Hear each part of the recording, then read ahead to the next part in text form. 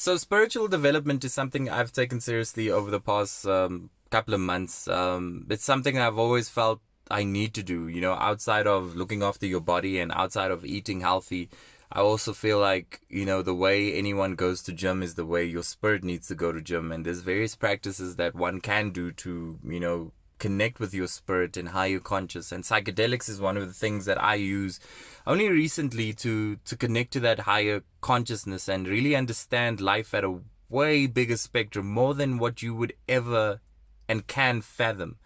And people who've been doing psychedelics for a long time can even tell you that after a year of doing psychedelics, 2 years of psychedelics, you still will not come close to trying to understand that there's a way bigger picture than what you think is going on in your life. Like, your body is just a little shell. And I recently did what's considered a heroic dose. Anything more than 5 grams of psilocybin mushrooms is considered a heroic dose. And this is just a trip report on what exactly I saw. Now, what's very important when doing psychedelics is to set your intention. And my intention was for the mushrooms to speak to me. I wanted to understand what my purpose is, what I need to do, what I need to learn. I also wanted to know who I was in the past life, which scared me because when I did take the mushrooms and I did close my eyes and slowly get into the trip. Firstly, I will say this: when taking psychedelics, there's no way I can articulate what I saw and what the experience is like. It's something that you must do yourself for you to get an idea of what I'm trying to get at. So those who have done psychedelics will understand, but if you've never done psychedelics, go watch other trip reports on YouTube. Like, whether you're doing LSD, mushrooms, ayahuasca, it is incredibly hard to articulate what you see and experience and feel. So the first thing I felt was, a while back when I was a kid, I had 2 dogs that I loved dearly, Spotty and Tingles. And I kid you not, whilst laying down, I saw them. And they came running towards me, and Tingles was here by my neck. And when I opened my eyes to see whether Tingles was there, I didn't see anything. But when I closed my eyes, Tingles was there. And I could feel her warmth. That was what freaked me out. Like, I know it wasn't there in this dimension, but when I closed my eyes, I was obviously in another dimension, but I could feel my dog. Like, I could feel the warmth of my dog here, just really excited to see me. I also saw Spotty, and Spotty was on my left-hand side, and I could feel Spotty's warmth, and Spotty was a bigger dog, so I felt more warmth specifically where I saw Spotty. And I'd never felt that. I didn't know that animals had spirits that still link with you, even though they're not there anymore. That was like insane for me. I also remember being taken on this. So I literally went through the different layers of the dimensions. You see different dimensions, and you also see different entities and beings. And I know, again, if you're watching this on Instagram, this is very hard for you to conceptualize, and you'll think I'm mad saying all these things. But only once you open your mind to receiving more than all of this and living outside of what society tells you, do you start understanding that at a universal and a galactic level, there's so much more happening. At a multi-dimensional level, there's so much more happening than what you think is important in your life, and in no way, shape, or form is going to work, coming back, getting a degree, starting a family, getting a car, that is not life. I can tell you that. And in my past trip report, when I did ayahuasca, I experienced death, and I can tell you for free. You have to watch that, but I can tell you for free, I experienced death, and I can tell you now, a lot of you, if you knew what I knew about death, would look forward to death than living this life. That's the crazy thing. So my outlook on death has changed completely. I don't fear death anymore because there's freedom in death. And there's such a beautiful warmth and acceptance and abundance of love waiting for you when you die. But this is the jail that we get put in, especially if you conform to society. But that's only if you open your mind up to spiritualism and understanding that there's a multiverse going on. So whilst I'm on this trip whilst I'm on this trip, remember I took like 10 grams, which is a heroic dose. I vomited. And I think part of the lesson I learned, I didn't feel 100% about doing the mushrooms, and I think that in itself became a lesson, because if you feel iffy about it, then you're gonna have a bit of a wonky kind of trip. And I felt like I was a fool. I got a lot of images of clowns laughing at me and being made to feel like I wasn't supposed to be where I was. I was taken there and I was protected by my spirit guides, and the mushrooms kept on telling me, we're looking after you, but you're not ready for what 10 grams shows you. You're not ready for what 20 grams shows you. You need to wait. And I think that's the biggest lesson I got out of the experience. I'm very inquisitive, and I'm very like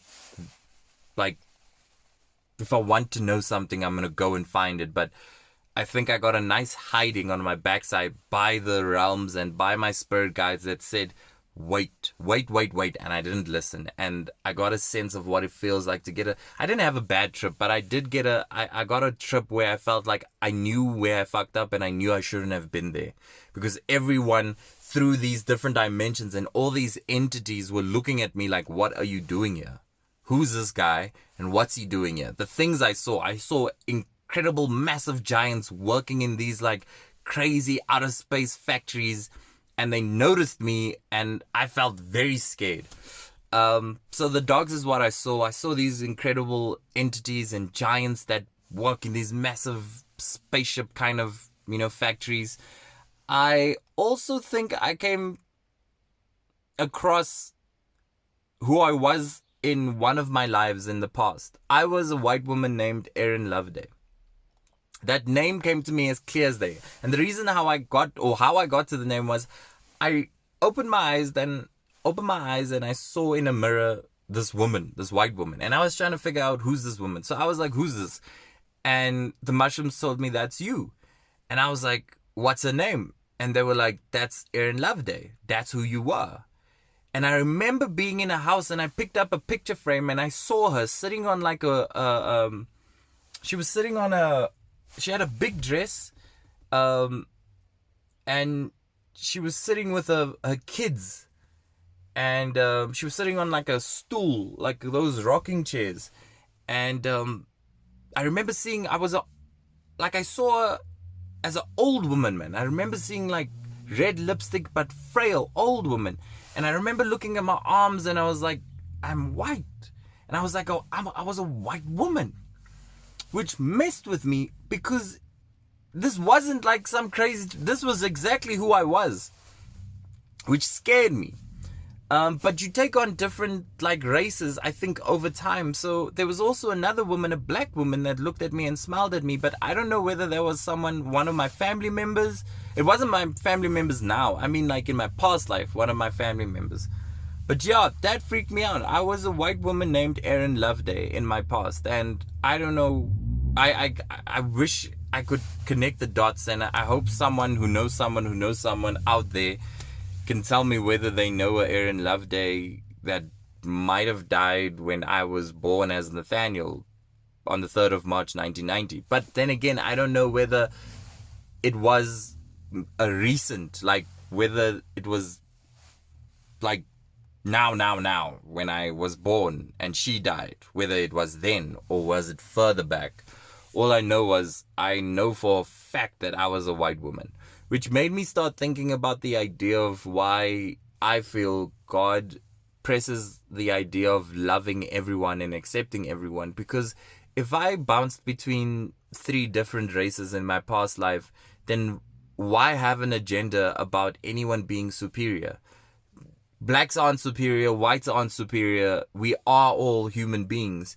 And if I had a white family who I nurture the way I nurture my mother and my family now, and it's just a different shell but the same soul, then it makes a lot of sense why it's stupid to be racist towards white people or racist towards black people, because in your past life as a soul, you could have taken on a totally different race group, but who you consider family, cousins, mom, dad, essentially they take on the different race. So if you're a black man and you absolutely hate white people who are Afrikaans, it's stupid, because in your past life you could have been a white man, or Chinese. And if you're a black man, that speaks about like the white people. I'm not saying that it's ignore the injustices that different races have towards other races and prejudice, but if we start understanding shit at like a spiritual level, we'll see how stupid it is to judge other races and persecute other races and, place people within little segments because of race. Because when you understand that your spirit doesn't hold a race, and all that your body is a shell that takes on the soul for that time being being your life in that 100 years, for example, that you live, or 50, it makes no sense to then persecute those people, whoever those people are. It only makes sense to love everyone and accept everyone for who they are. And at that point, I saw 11:11, so I know I'm in the right space of mind saying all these things. Spirit teaches you that there is no better. There is no Christians are better than Christianity is better than Islam, and Islam is better than Christianity, and none of that shit makes sense. None of it matters. Like, none of it matters. When you understand like spiritualism, you'd understand that your soul is the only thing that matters, and the soul does not have identity besides being light. And once you get to a point where you are in the realm of God, you understand that when God says, "Did you love fellow man?" and you realize that you don't see black and you don't see white in that realm, and God looks at you and says, "Did you love your fellow man?" Yes, I know you loved your family, but did you love your fellow man? And you look out and he shows you fellow man. All you're going to see is light. You're not going to see black, white. You're not going to see Christianity. You're not going to see other religions. You're not going to see poor, rich. You're just going to see souls who are light. And if we understand now at this level that light is who everyone is, the murderer, the lover, the person who lies, the person who does good, who loves, everyone is light. And I think the test of life is really whether you are fooled in what society teaches you, in how much we are segmented as human beings, whether you are fooled to think that race, culture, creed, language, and all wealth, economic background, titles that we are given within society, whether you will believe that all of those man-made things are true and it affects how you treat your fellow man. And if you buy into that bullshit, then you have lost. You've lost yourself. You've lost your soul and your spirit. But if you step away from all of that shit and just love irrespectively, you are now on the path of understanding what spiritualism is. And I'm not an advocate for spiritualism. I'm just trying to make you understand a perspective that you might not have understood. And if you're still watching this, then you're getting it. But you would only understand this once you open your mind to like, I always say, people will only know more than what they know if they step outside the food court. But if you chewing on food court food and you believe food court food is the best, then even if I take something from the outside and give you this now, you will still be very comfortable with what you know. But I put this video out for people who are curious, who know that there's more to life than working, having a family, and then dying. I can tell you for free, I know what dying feels like, and I know what the world outside of spiritualism, within the spiritual realm, feels like. There's way more to life than what we think, way more. But that's your journey. And, I'm just a messenger of what I see on the other side.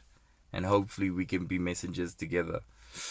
But anyways, I hope you enjoyed that report.